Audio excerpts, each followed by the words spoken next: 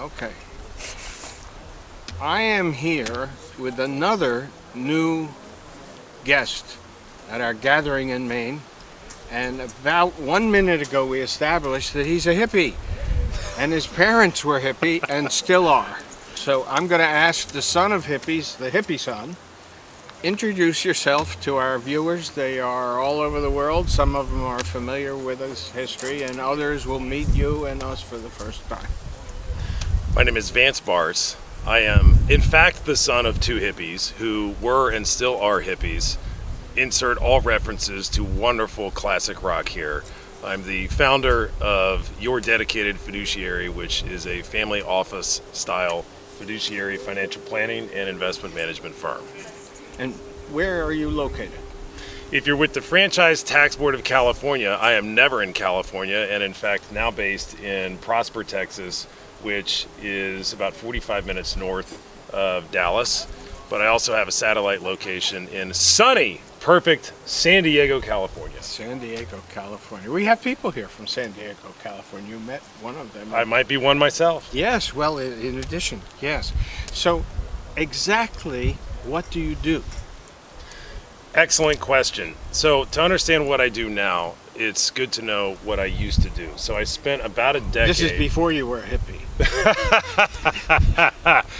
Where's the Grateful Dead music?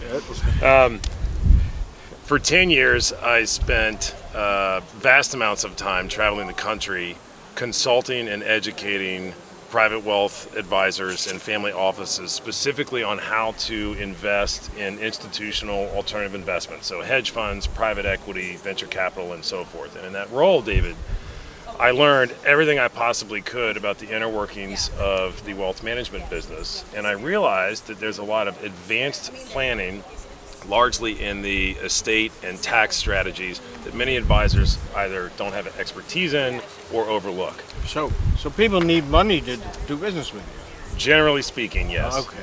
Yeah. Right. I love to help everyone, particularly with respect to financial literacy and macroeconomics. And that would then include philanthropy and how to do it correctly. Charitable remainder trusts, charitable, all the above. Absolutely. Sometimes family foundations and, of course, donor advised funds. Yeah. Mentioning charitable remainder trusts, many decades ago, we pioneered the use of a tax-exempt municipal bond in a charitable remainder trust because we could have an instrument, lower the interest rate assumption, raise the deduction, and that was before the tax code probably got amended 6 times and doesn't let us do it anymore. I don't know. I'm not current on that. So you just triggered, you joggled a memory when I was a hippie. Oh, okay. It all comes full circle. It all comes full circle. We discussed the downgrade of the United States credit by Fitch last night. You were in the room. I was, in fact. We had diverse points of view and political positions. It was civil.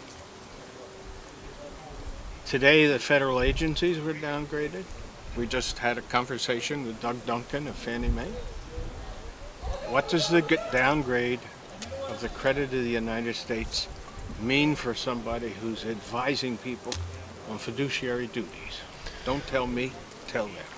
What an excellent looking question. So let's flash back to 2011 when we had the downgrade then and what happened with treasuries. So one would expect that we would, if history were to repeat itself, see a flight to quality. However, we saw the inverse yesterday when the news happened. We were an early adopter to the rolling of T-bills trade, having largely exited fixed income, specifically bond mutual funds, in about December of 2021 because inflation was spiking and the Fed and the Treasury said that it's probably transitory, and after a while you go, maybe it's not.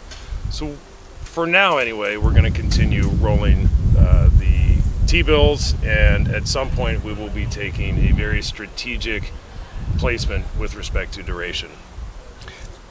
Right now in our firm, on our desk at Cumberland, we are in the market for a housing bond issued by a state agency. The entire collateral securing that bond is Fannie, Freddie, FHA, Ginnie Mae, government guaranteed federal agencies which have just been downgraded 1 notch by Fitch. The tax-free bond right now is paying 90 basis points, 80 to 90 basis points above the taxable 30-year treasury for roughly the same duration.